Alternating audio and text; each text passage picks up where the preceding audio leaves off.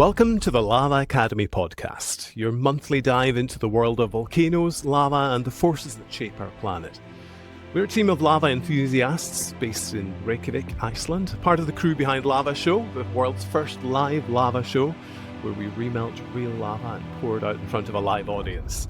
But this podcast is where we go deeper into the science, the stories, and the people behind the eruptions.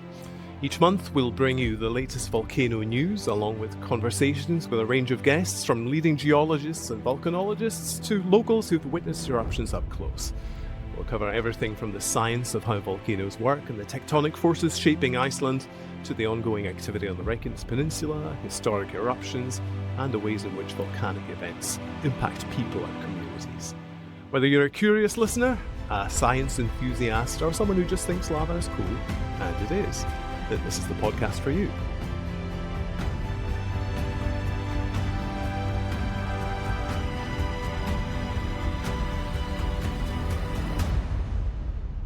Welcome back to the Lava Academy podcast. I'm your host, Ian MacKinnon, a former primary school teacher from Scotland, now living in Reykjavík and playing with lava for a living. Yes, really. And I'm joined by my co-host, and we have a slightly different co-host this month. Was Hellisheiði, but stepping into Jón's seat is Ragnhildur Ágústsdóttir. Hello. Hello. Yes, we met you last time as a guest, and now you're in the chair. Yeah, How does it I feel? must have been so good that, I just had to step in. We fired Jón.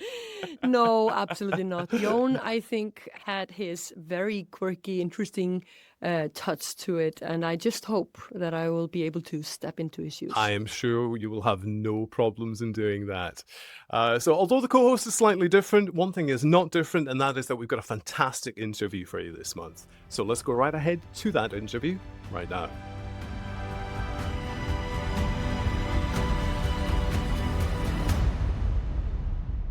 Okay, so we're joined today by Kári Valgeirsson, who is the science communicator from the On-Power Geothermal Exhibition at Hellisheiði. Welcome, Kári. Well, thank you so much for having me. Thank you.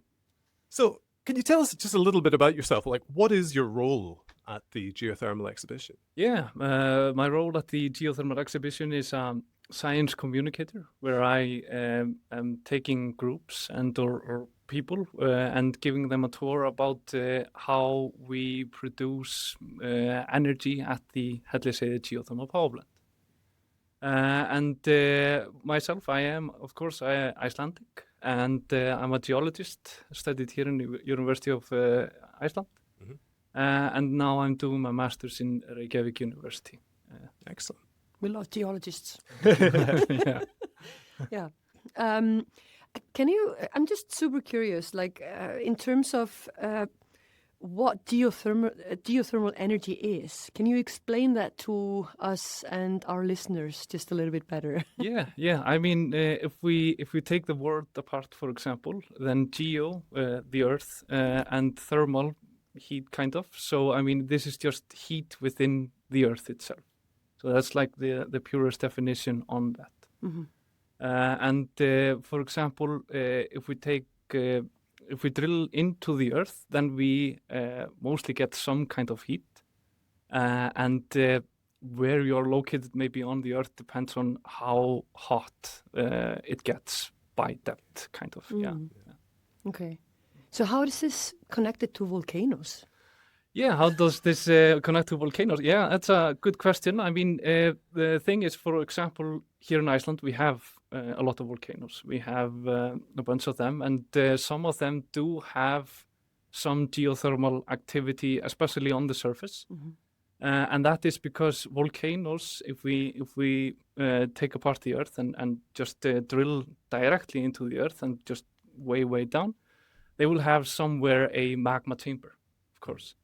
And this magma chamber is just molten lava down below. And that has a lot of heat within it. And so this heat, sometimes we have like intrusions of the lava itself coming up, not maybe to the surface, but near the surface. And so more of that heat gets transferred to the rock surrounding the intrusion itself. And there we get this like hot geothermal system where the heat itself comes up from the magma chamber itself. Yeah. And Iceland's got a pretty long history of making use of this. When did this begin? When did they first start using geothermal energy here? That's the thing. I mean, all of the bigger things in Iceland, for example, Reykjavík, the capital, is called Reykjavík, or if we take the word apart over there, that's Smoky Bay. Reykja, Smoke, Vík Bay. So I mean, if we take that, then the settlers that came here, they were used to geothermal right at the beginning. And then we have, for example, Snorralaug, which is in English Snorri's pool, and that was established in 11 to 1200 or something like that. So Snorri Sturluson had a hot tub in the year 1200. I don't have a hot tub right now. No.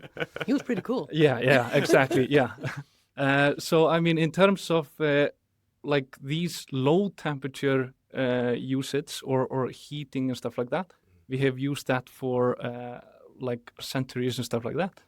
But in terms of electricity production, that was mainly established in the late 1960s. Yeah.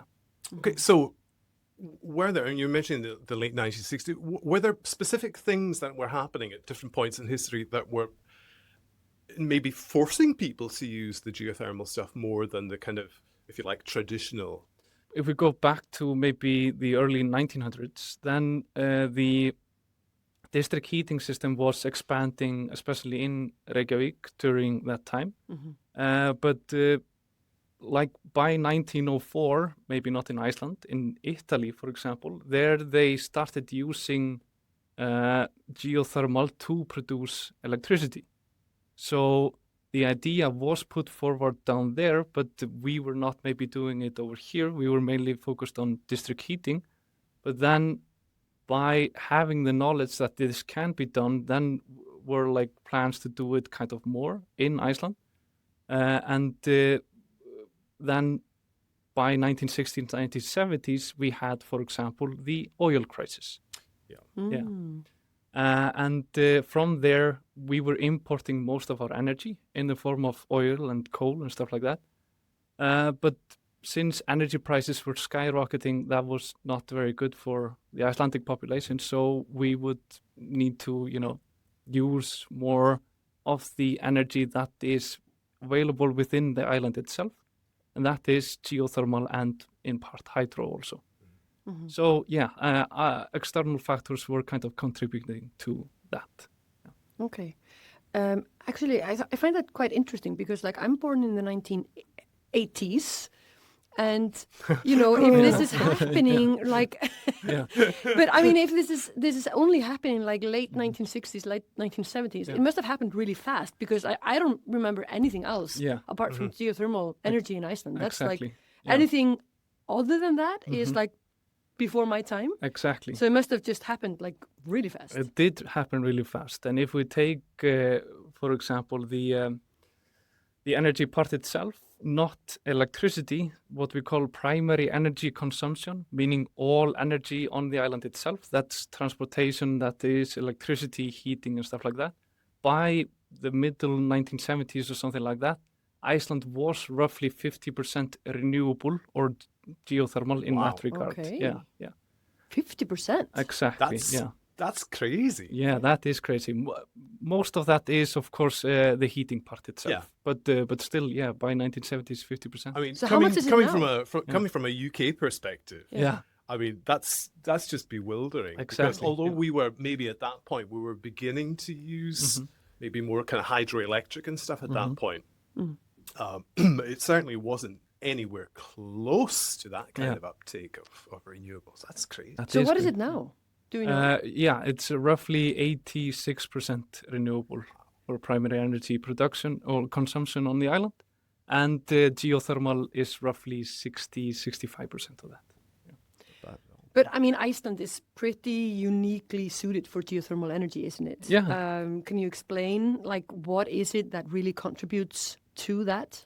Yeah, like we were talking about before with the volcanic systems, we have a lot of them on the island itself. And we also have the geology favors kind of these geothermal systems in that way that they are easily accessible.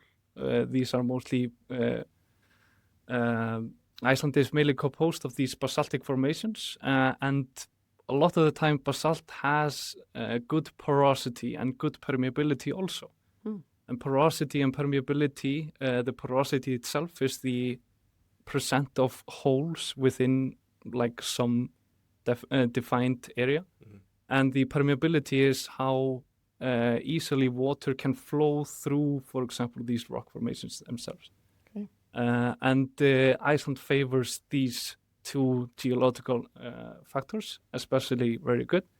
And another thing is that we have a lot of rain on the island. And that helps. Yeah, that helps. Yeah. I mean, precipitation, also glacial melt and stuff like that, favors that, for example, the water seeps into the bedrock and then, like we were talking about before, goes nearby the heat source or this magma chamber down below. Then this water gets heated up, and then that kind of what we call transfers into the geothermal fluid, we call it. Okay, so hold on. Whoa. Yeah. Press pause here for just a second here. Yeah. So, no expert on geothermal systems or anything like that. Yeah. But you're talking about the porosity of the rock and, how well water kind of transfers. Yeah. Part of my kind of understanding of geothermal is you just drill a big hole, run pipes down it, and it just gets heated up there. Why is the porosity of the rock kind of... The porosity is, for example, how much water one of these areas can hold inside of it. So that is not how easily water can travel, that's permeability, but this is how much water can be stored in the geothermal reservoir itself. I mean... So it's not simple. It's not as simple as you just run a pipe down and it just heats up through the pipe. No, it's being held in a reservoir under the surface and then coming back up. Yeah, exactly. Yeah, and what is maybe the like some people confuse this when we call it the geothermal reservoir. It is not just like a big water tank kind of that is sitting below the surface. These are like veins of geothermal fluid going down. Sometimes we can have water pockets and stuff like that. So it's not just like a big pool of It's more water. like a sponge under the surface. Yeah, right? exactly. Yeah, sponge is a very good analogy for that. Yeah. I mean, I feel as a local, I feel like I should know more about the details about this, but I mean, I'm already learning quite a bit here. So thank you for that. No problem. So around the country, I mean, when you drive around Iceland, you see like you can see steam rising up all over the place. Yeah. Are there specific places that are more kind of rich in geothermal resources than other places? Yeah.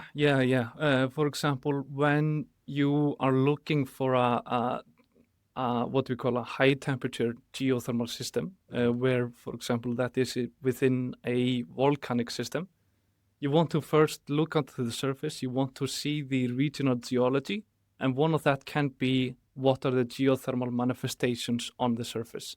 Like, for example, the most famous one is probably geyser in Iceland. Yeah, right. Geyser, yeah. And that is when you have, for example, geysers and geyser. I mean, the word the name, geyser, the word geyser comes from the Icelandic word geyser, meaning just water erupting to the surface or something like that. So, I mean, when you have manifestations like that, geothermal manifestations, you probably have some fracture in the bedrock where water can also easily flow upwards. And why it flows upwards is because of the both pressure difference between the water column itself and the heat within the earth. So you have a lot of heat down there, but it's under so much pressure that when it comes to these fractures and stuff like that, it kind of shoots up to the surface. Yeah. So where there are geysers, you're more likely to find, spots where you can actually activate the energy within. Exactly. Yeah. But these geysers, Yes.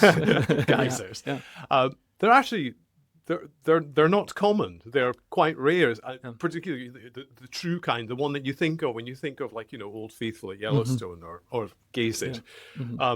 Why does Iceland have them more so than other places? Do you need very specific things going on down there in the plumbing to actually get it to happen? Yeah. Like this is also a good word to use, the plumbing. So good with words. Yeah, words, exactly. Yeah, no, people sometimes call it like the plumbing system, where the water is traveling through these channels below the surface. I mean, we were talking about porosity and then permeability. Sometimes these factors are also why Iceland has a lot of these geothermal manifestations. And Iceland is very favorable for that. And then, for example, Yellowstone area. But other volcanic systems don't necessarily need to have these geothermal manifestations. I mean, we were talking about, we have a lot of these volcanic systems, but most of the time we only look at, for example, Geysir or Seltún in the southwest over here. And Hveradalir, where Hellisheiði Power Plant is located at also. But then you will look at, for example, where Svartsengi Geothermal Power Plant is located in Iceland, and where the Blue Lagoon also is located, if you want to get like specific where it is located. And there we kind of didn't have any geothermal manifestations beforehand. But people were like, yes, this is a volcanic system, so maybe if we drill into that, we also can get some geothermal usage from this volcanic system. And of course they did do that, because now we have Svartsengi. Right. And it's become, I think, way more famous after all the eruptions that have been taking place on the Reykjavík Peninsula. So. Yeah, exactly. So these are basically all these kind of surface things. They're kind of indicators that you could use as just to kind of clue you in as to where might be a good spot. Exactly. But it doesn't necessarily follow that. No, that's the case. Exactly, yeah. It doesn't necessarily need to follow. And people are also quite wary of utilizing the areas where you have these geothermal manifestations. I mean, Geysir in Iceland and Seltún or Krýsuvík geothermal system, those are protected. You can't build geothermal power plants or stuff like that from there, maybe in the future, because Krýsuvík now has some experimental drilling. But Geysir, for example, will probably never have any kind of production over there, because that is, you have to kind of have like the difference between, yes, is this a good place for power production, or will we get more money for example, tourism or something like that? I mean, it's quite special to witness. It is quite special, yeah, exactly. So you have to know all of these things, and you can't just build a power plant wherever you like, but you could theoretically, harness the power within Geysir, but you have to also think of the social factors. Yeah, so these kind of areas, particularly like areas like Geysir, they require some protection. Yeah. Kind of. Yeah. I mean, it is on a private land, so theoretically, the owners of Geysir could. They could if they wanted to. Yeah, if they wanted to, but I mean, they're probably not going to do it. Yeah, so you're basically saying you're not just going to slap up a geothermal plant pretty much anywhere. There's got to be some. Yeah. There's got to be some thought going into the impact, not just on the area, but also on things like tourism. Yeah, exactly. I mean, Iceland has what we call rammaáætlun, or the master plan, where all the master plan. Sounds very sinister. Yeah, exactly. Yeah, but the master plan is where power companies can come to the table and say, like, "Hey, with we want to build." robes. Yeah. Sorry. No, of course, no problem. Where power companies can come to the table and say, hey, we want to build some kind of power infrastructure over here. Yeah. And then there are some specialists from the field that are saying like, hey, okay, we will check out if there are any environmental concerns and stuff like that. But then the government of Iceland has the final say. And the final say is that it is yes, no or on hold. Okay. Or yes, no can most often mean like protected. And I mean, as a local, I've heard all of these conversations in the news and all. Yep. It's not necessarily always to do with geothermal power plants. No. Sometimes it's more with, where you have to build a dam and the hydroelectric stuff. Yes, Yeah, exactly. Yeah. All power generation, whether that is geothermal, hydro, or even wind. Now, I mean, exactly. again, coming from a UK perspective, this is a big deal with us just now because Mm-hmm. back on the island, and I'm from the Isle of Lewis, there are plans at the moment. There's a lot of debate. Yeah, exactly. debate Yeah. and some very angry people. Based on what could be happening as a result Exactly. of that. Yeah. I mean, the discourse in Iceland has been that, I don't remember if it was master plan number 4 or 5, but there were a lot of private companies entering the energy market over there with their wind power projects, and most of those were put on hold by the government itself. It seems to me, just as an observer of what's going on here, it seems to me that the geothermal stuff, although, it clearly does have a visual impact, where you have a plant. I mean, that's going to be the case regardless. Yeah. But it seems to me that the visual impact of one power plant as opposed to an enormous wind farm development it's actually significantly smaller impact than that. Yeah, I mean, yes, you can think of that. For example, with Hellisheiði Geothermal Power Plant, it is located near Highway 1 or Þjóðvegur 8 in Iceland. And from there, people can always see it. If you're driving to Hveragerði from Reykjavík, the nearest town, you will always see it, but people kind of don't mind it because before there was kind of nothing over there, not in this particular area. But yes, you see some like steam coming from the cooling towers of the geothermal power plant, and you will see some pipelines in the area itself. But I mean, if it doesn't impact too much the residents of the nearby towns, I mean, I think most people are just okay with it.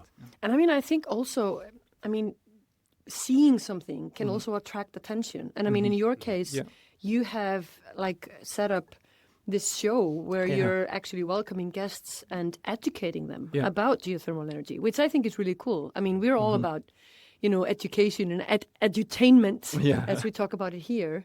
And I mean, we're pointing people in your direction all the time. Exactly. Yeah.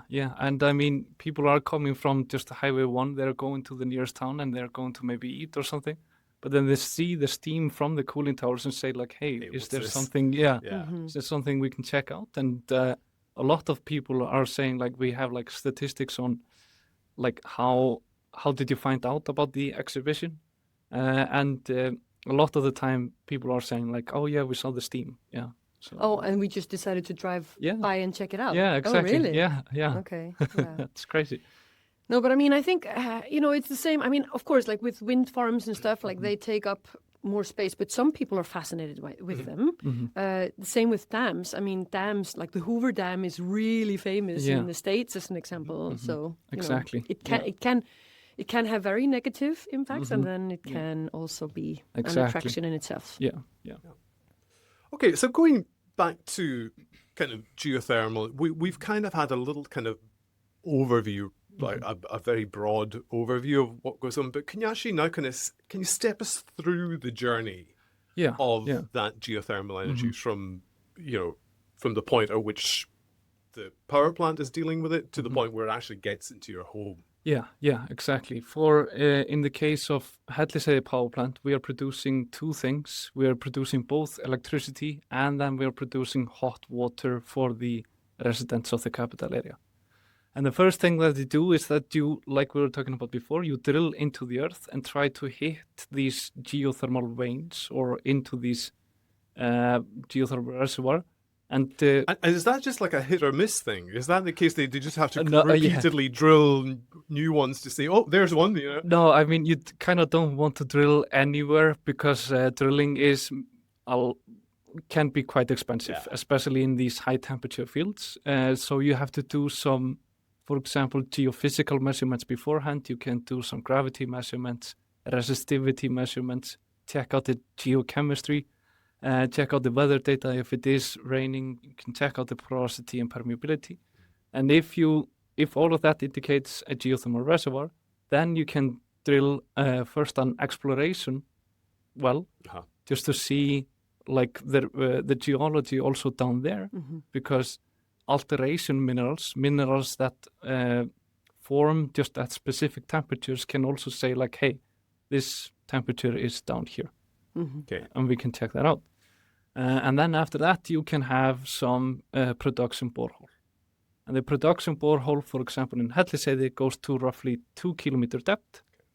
And you get a mixture of both geothermal fluid and steam coming up in the borehole together.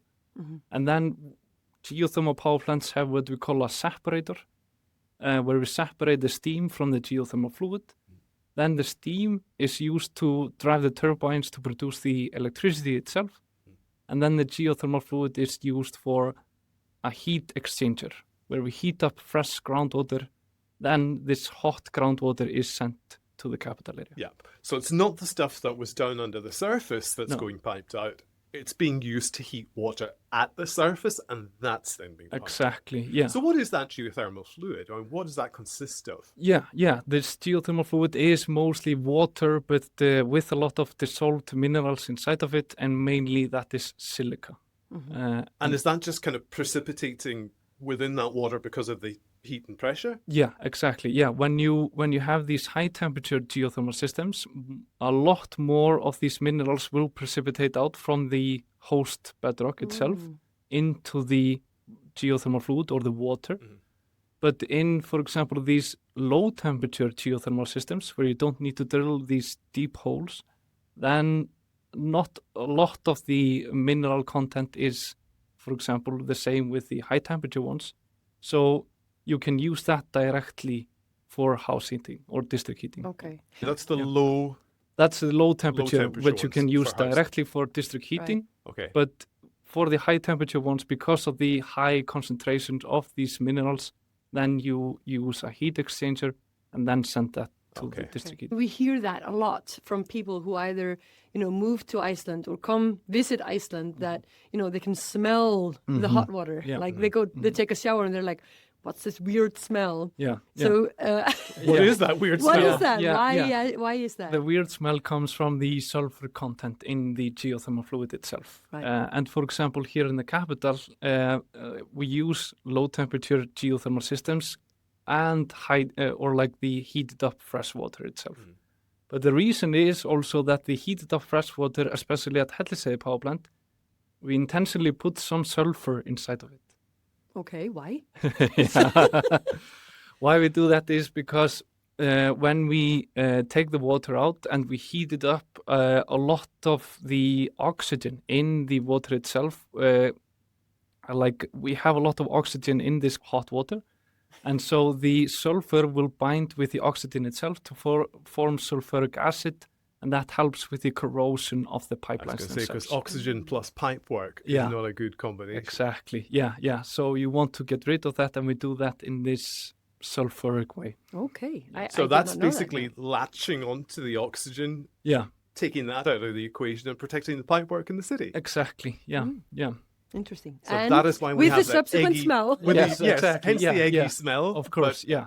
It's and I mean, so you can drink the hot water, but I would never recommend it because it doesn't taste very good. no, it does not. No, but you can drink it, if you want. Is there like a lifespan for these power? I mean, could they just run indefinitely, or is there a point at which you kind of run out?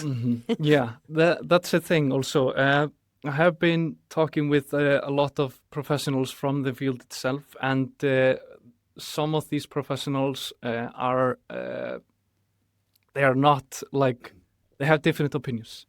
Some say that if you have a high temperature geothermal system, then you can exploit that too much and you just drain it out in maybe 30 or 40 years or something like that. But I never want to say some years because every geothermal system is different. Yeah. It's just like the people. Everyone is different in that way. These low temperature zones, usually you can use them quite a lot, for a lot longer time. Okay. But the high temperature ones, I mean, you can have. Now I'm gonna say something. Yes. For Here our, it comes, folks. Okay, prepare. No, I mean for our American friends that are listening to this, yes, the United States has the largest geothermal power plant in the entire world that produces electricity. That's called the Geyser Complex, located in Northern California, United States. What they did over there, like for example what we did here in Iceland, is that this was put forward in the beginning of this oil crisis, in 1970s or something like that. What they did over there, instead of what they should have done, is that they just had massive amount of infrastructure put into place in a short amount of period. So they had, I don't know if you know this, but Hellisheiði Geothermal Power Plant is 303 megawatts of electricity.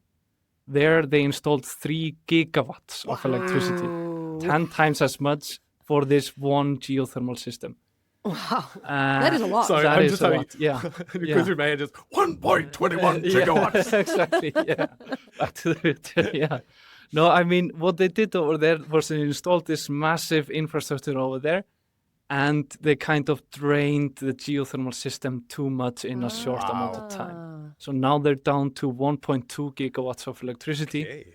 And they had to even resort to using treated wastewater to re-inject into the system to get some kind of water content into the system. Wow. So they basically tapped out.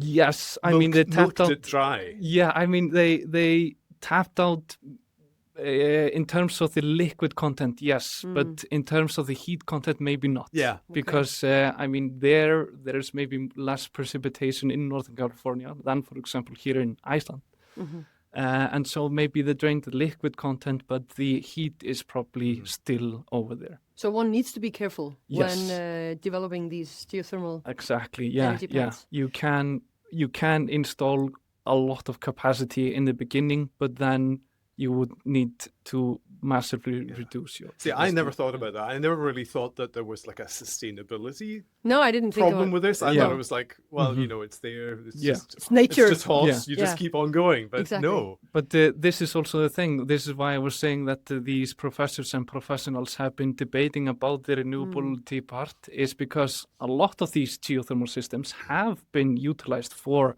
a lot longer time.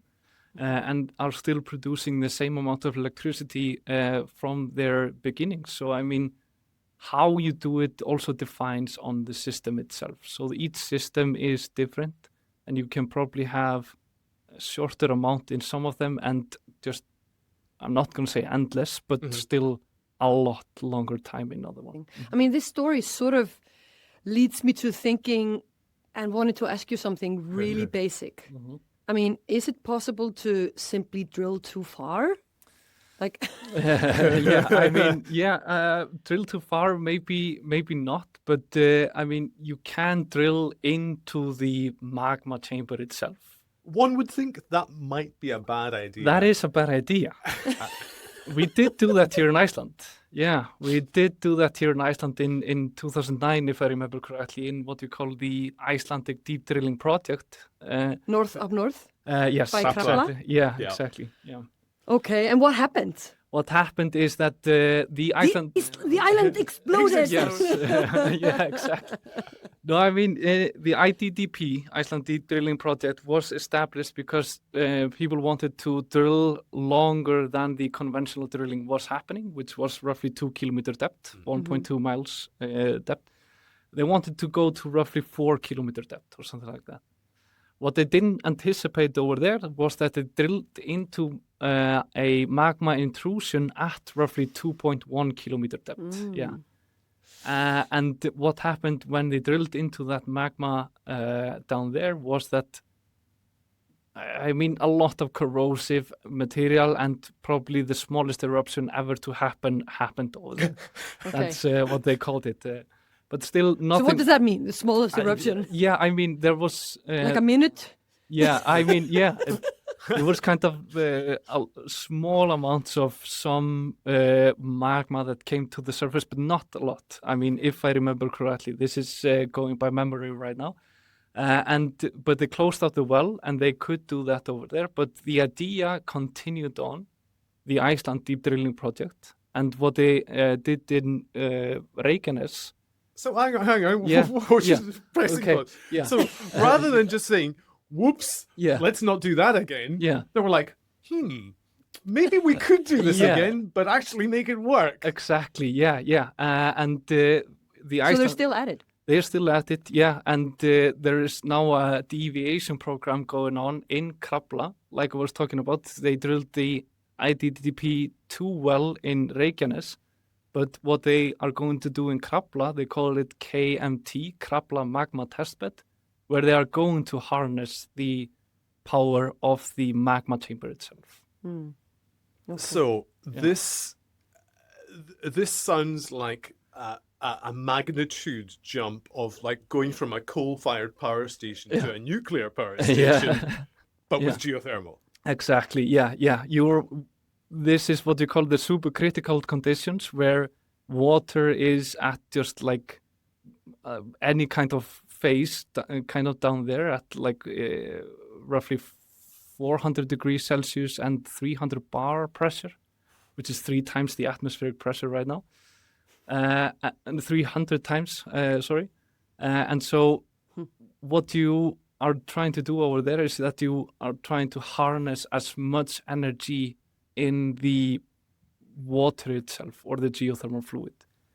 And the reason being is that when you have, for example, a regular geothermal well, you can get like 3 to 5 megawatts per well of electricity. The theoretical thing that they were doing over there was to do like roughly 50 megawatts per well. So 10 to 15 times as much energy per well. Wow. Yeah. That's a lot also, yeah. Okay. So you can see why they'd want to do it. Yeah, exactly. Yeah, maybe another thing that we can mention is that maybe one of the bad things about geothermal power is that it does take a lot of land area. Yeah. So a good thing to do in these supercritical conditions is that you don't need to have this big land area, because you don't need to have a lot of these boreholes and stuff like that. Then you can just have one well supplying enough energy for the geothermal power plant instead of these 10, like I said before. Yeah. But if this big project up north becomes successful, if they actually succeed, what does that mean for Iceland, or even in a broader sense? It means that we will probably try to do it in a lot of other places, but each geothermal system, like we were talking about before, is different and comes with different corrosive properties. And so if you drilled, for example, here in the south, that's maybe different than, for example, there in the north.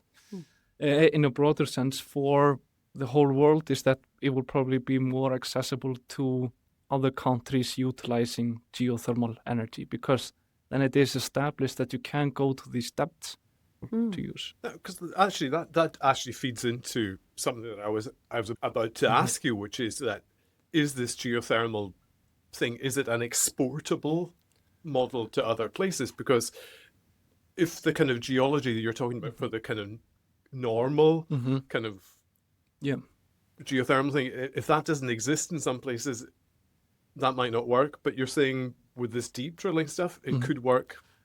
Potentially, yeah. Interesting. Yeah, and I mean, if we go, for example, over countries that are producing electricity through geothermal, then, like I was talking about before, the United States is doing that. There are even some countries inside Europe, Italy, Turkey, a small one in Germany, Iceland, of course, and stuff like that. Africa, Kenya, we have Ethiopia, Djibouti, even if I remember correctly. And then we go to Asia. Japan has a lot of these geothermal power plants. And then New Zealand also has, Indonesia, Philippines, and stuff like that. I mean, there's lots of places with volcanic activity. So Exactly. Yes, exactly. I mean, the Ring of Fire, basically yeah. surrounding the Pacific Ocean is like home to 75% of all the volcanoes in the world. Exactly. Yeah. So theoretically, you could do this in a lot of other places that are maybe... Iceland is mainly popular because we have this high amount of geothermal energy produced for the energy on the island itself, kind of. Right. But in other places where you have, for example, more population and an even sparser population, stuff like that, then geothermal energy is probably a part of something over there, but it's such a small part that most people don't know about it. Yeah. Okay. Yeah. Interesting.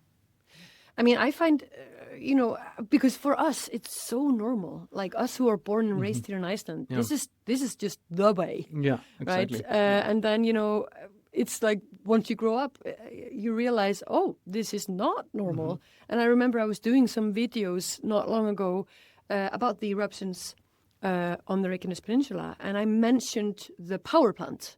I failed to mention that it's a geothermal power plant. Yeah. And like the onslaught of comments, like, oh my God, is this nuclear power plant about to explode? And I was like, wait, no. Whoa. Exactly. Yeah, exactly. So, I mean, most people are maybe not affiliated with geothermal power. So this is also really good that we have the Geothermal Exhibition open, so people can say like, hey, what is this? What is this place? What do you produce? So, like, in that role then, as this kind of science communicator that you are, you must come across a lot of misconceptions that people have about geothermal. Yeah. So can you tell us the kind of things that people just don't quite get? Maybe less with geothermal because we also talk a lot about the geology of the island and stuff like that. So I mean, maybe that it's also some misconception about that. Is that I've had maybe a lot of questions from what's a lot of questions that I get now I can't remember. Put on the spot. Yeah, and then exactly. Of course When you're on the spot, No, those are mainly just about the production of the power plant and stuff, like a lot of the pipelines that we have in the production part of the power plant are going in like a zigzag motion, and that's to do with the thermal expansion of the pipeline of the metals inside the pipeline itself. And I don't know, people, because this is maybe the first time checking out a geothermal power plant, then people are maybe not. They're just soaking in information. There's maybe not a lot of misinformation, but the misinformation can be that they are missing the information in that way that when I tell people the States has the largest geothermal power plant in the world, they're like, oh, yeah, I don't know, yeah. But I mean, I assume you get a lot of school groups. We get a lot of school groups here. And from our experience at Lava Show is that, very often it's the kids that ask the craziest, most interesting questions because they're so unafraid to just, exactly shout it out there. Yeah. So is that the same with you? Do you get like fun questions from kids? Yeah. I mean, one time we got a question because they probably had before done something with like the history of Iceland and stuff like that we were under Danish rule.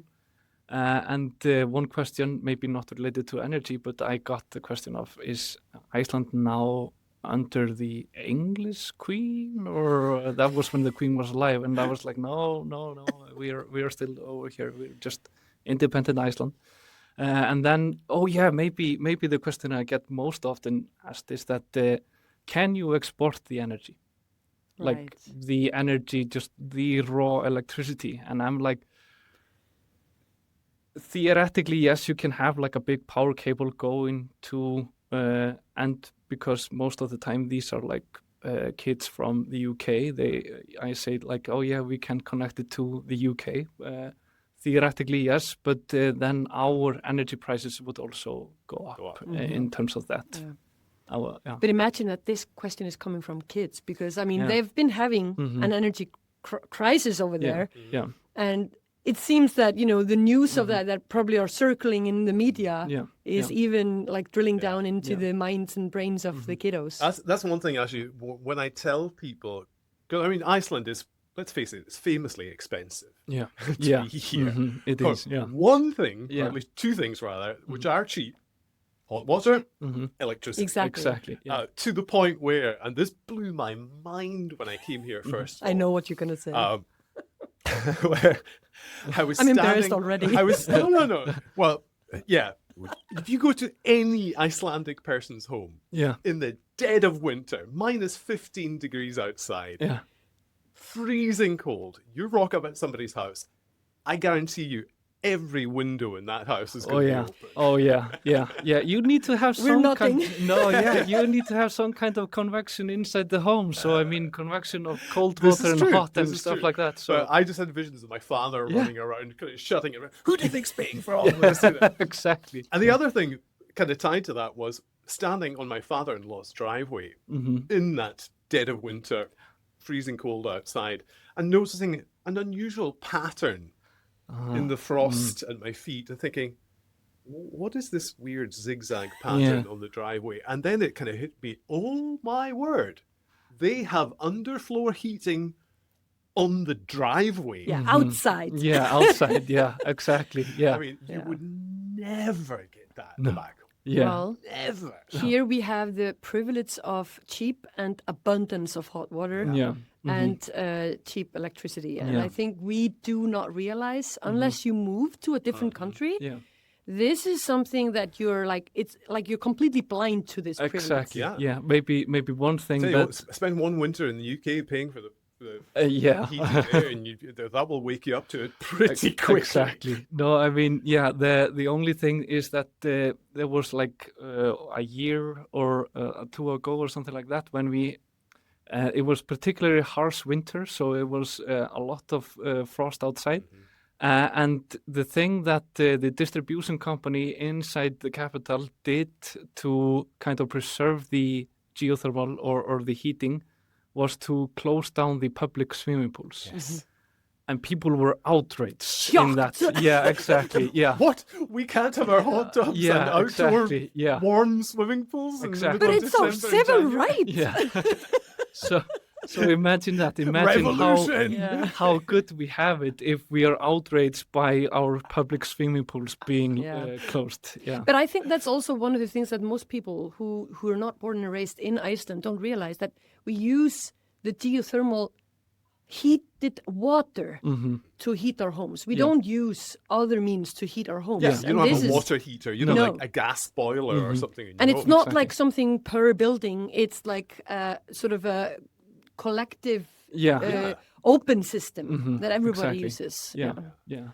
So I mean, you know, and each municipality kind of has their own district heating system.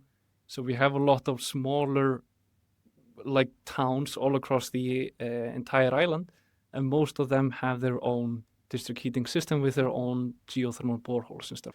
Well, we've been going for a while now. We really basically need to wrap this up. Very good. So it's fun. Yeah, it has been fun. This has been great. Just going back to your role,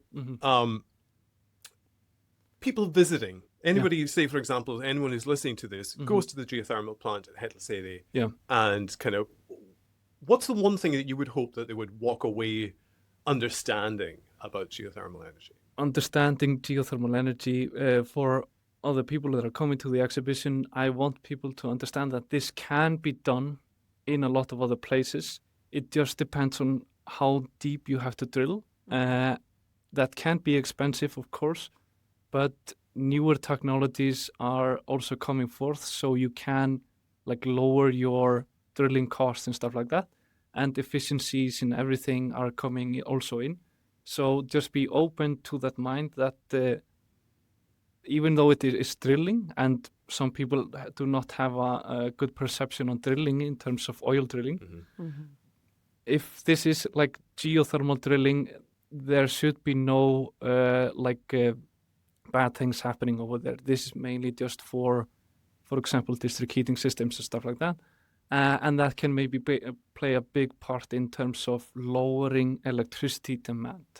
So you want to inspire people? Yeah, to I do want this to elsewhere? inspire people. Yeah. You can even be off the grid if you do this. Yeah, if you want to be completely on your own, you can theoretically drill directly into the earth, extract hot water, even have what we call a binary geothermal power plant where you produce your own electricity. Whoa. You could theoretically do this, but I mean, it will probably be a lot more expensive over there. So you're saying all the doomsday preppers, they have a way. Yeah, do a geothermal. Yeah, exactly. Yeah. Excellent. Well, Kári, thank you so much for joining us today. Yeah. That was excellent. Really enjoyed that. Yeah. Thank you so much for Thank you coming also just for having me over here. This has been an incredible pleasure to be here, and the lava show itself. Wow, what a place. Yeah. Thank you. Thank you. Yeah. in. Excellent. Thanks, Kári.